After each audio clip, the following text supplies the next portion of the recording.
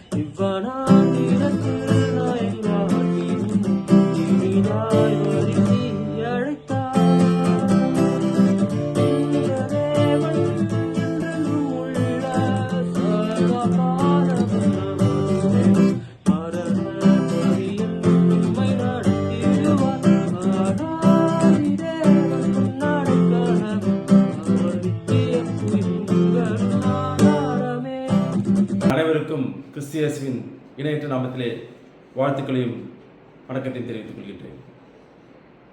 இன்றைய நாளிலே நாம் தியானிக்க வேண்டிய தலைப்பு கர்த்தருக்கு கீழ்ப்படிதல். கர்த்தருக்கு கீழ்ப்படிதலினால் வருகின்ற ஆசீர்வாதங்களை நாம் வேதாகமத்திலே பார்க்கின்றோம். நோவா என்பவர் ஆண்டவருக்கு பிரியமானவராய், அவருடைய கண்களுக்கு கிருபை பெற்றவராய் அவர் காணப்படுகின்றார். ஆதியாகமம் 6ஆம் அதிகாரம் 11ஆம் வசனம் 12ஆம் வசனத்தை நாம் படிப்போமானால், பூமியானது தேவனுக்கு முன்பாக சீர்கெட்டதாய் இருந்தது. பூமி கொடுமையினால் நிறைந்திருந்தது. தேவன் பூமியை பார்த்தார், இதோ அது சீர்கெட்டதாய் இருந்தது. மாம்சமான யாவரும் பூமியின் மேல் தங்கள் வழியை கெடுத்துக் கொண்டார்கள் என்று நாம் பார்க்கின்றோம். இப்பொழுதும் அப்படித்தான் நடந்து கொண்டிருக்கிறது. உலகம் மாயமான உலகம், மிக மோசமான தரங்கெட்ட நிலையிலே மனிதர்கள் தங்களுடைய இச்சைகளுக்காக தங்களுடைய பாவங்களை ஆண்டவருக்கு முன்னாக பகிரங்கமாக செய்து கொண்டிருக்கின்றார்கள். ஆண்டவர் பார்த்து கொண்டிருக்கிறார். இன்றும் நம்முடைய உலகம் அழியக்கூடிய நாட்கள் நெருங்கிக் கொண்டிருக்கின்றது. ஆண்டவர் வருகையின் முன்னதாக அந்த அழிவை நாம் பார்க்க இருக்கின்றோம். எனவே இது நமக்கு ஒரு எச்சரிக்கையான காலமாய் காணப்படுகிறது. 5-6 வசனங்களை பார்க்கும் பொழுது இந்த காரியங்கள் குறித்து ஆண்டவர் மனஸ்தாபப்படுகிறதாக நாம் பார்க்கின்றோம். எனவே இந்த பூமியை முழுமையாக புல் பூண்டு கூட இல்லாதபடி அழிக்க வேண்டும் என்று அவர் விரும்புகின்றார். எனவே அதற்கான ஒரு பாத்திரமாய் நோவாவை தேர்ந்தெடுக்கின்றார். நோவா தன்னுடைய வாழ்க்கையிலே மிக உத்தமனாக இருந்தனாலே ஆண்டவர் 6ஆம் அதிகாரம் 8ஆம் வசனத்திலே நோவாவுக்கோ கர்த்தருடைய கண்களில் கிருபை கிடைத்தது. இன்று நம்முடைய வாழ்க்கையில் எத்தனை பேருக்கு நம்முடைய ஆண்டவருடைய கிருபை கிடைத்திருக்கிறது நம்ம யோசித்து பார்ப்போம். நாம் உலகத்திலே நீதிமான்களாக வாழ்கின்றோமா, நாம் இந்த உலகத்திலே உத்தமமாக வாழ்கின்றோமா என்று நாம் தற்போது செய்து பார்க்க அழைக்கப்படுகின்றோம். காரணம் என்னவென்றால் இந்த காலம் நம்மை முழுமையாக ஐம்புலங்களையும் ஒடுக்கி ஆண்டவர் சன்னிதியிலே ஆண்டவரே நான் பாவி என்று அறிக்கையிட்டு நம்முடைய பாவங்களை எல்லாவற்றையும் முற்றும் ஒழித்துவிட்டு அவருடைய வார்த்தைக்கு நாம் கீழ்ப்படிவுகளாய் மாற வேண்டும். அப்படியாக தான் ஆண்டவர் நம்மை அழைக்கின்றார். கடைசி வசனத்திலே பார்க்க 22ஆம் வசனத்திலே நோவா அப்படியே செய்தான், தேவன் தனக்கு கட்டளையிடப்பட்ட எல்லாம் செய்து முடித்தான் என்று பார்க்கின்றோம். நாமும் அப்படிதான். கண்டிப்பாக ஆண்டவர் நம்ம என்ன எதிர்பார்க்கின்றாரோ அதை முழுமையாக நாம் செய்ய அழைக்கப்படுகின்றோம்.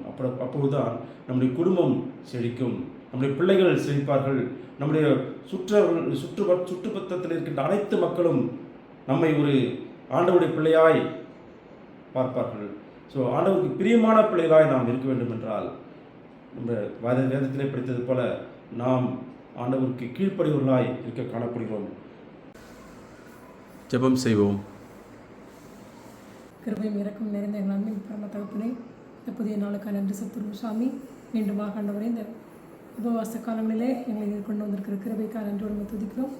இந்த காலங்களிலே சுவாமி நாங்கள் எங்களை உணர்ந்தவர்களாக அப்பா உங்களுடைய சமூகத்திலே நாங்கள் முழுவதுமாக எங்களை அர்ப்பணித்த மக்களாக எங்களுடைய பாவங்களை அறிக்கை செய்து நாங்கள் கர்த்தாவே உடைய கிருபையினாலே கீழ்ப்படியில் ஆவியை பெற்ற மக்களாக நாங்கள் ஜீவிக்க கர்த்தர் கிருபை பாராட்டமாக ஜீவிக்கிறோம். அதே நிமித்தமாக உங்களுடைய கண்களிலே எங்களுக்கு கிருபையும் தயவும் கிடைக்க கிருபை செய்வ விசுவாசிக்கிறோம், நம்புகிறோம் ராஜா. ஆண்டவரே ஒவ்வொரு குடும்பத்தின் மக்கள் ஒவ்வொருவரையும் ஆசீர்வதிங்க. இந்த உபவாச காலங்களிலே எங்களை ஒடுக்கி எங்களை கர்த்தாவை பரிசுத்தப்படுத்தி உங்களுடைய பாதத்தண்டிலே நாங்கள் ஒன்றிணைந்து கர்த்தாவே உடைய பரிசுத்த ஆவியை பெற்ற மக்களாக நாங்கள் கீழ்ப்படுதல் ஆவியோடு கர்த்தாவே உடைய துணையோடு நாங்கள் செயல்பட கர்த்தர் கிருபை பாராட்டுங்க. சகல துதிகர மகிமையாக செலுத்துகிறோம். இயேசுவின் விலையேற பெற்ற நமக்கு ஜெபிக்கிறோம். ஜீவனெல்லாம் தகப்பனே, ஆமென்.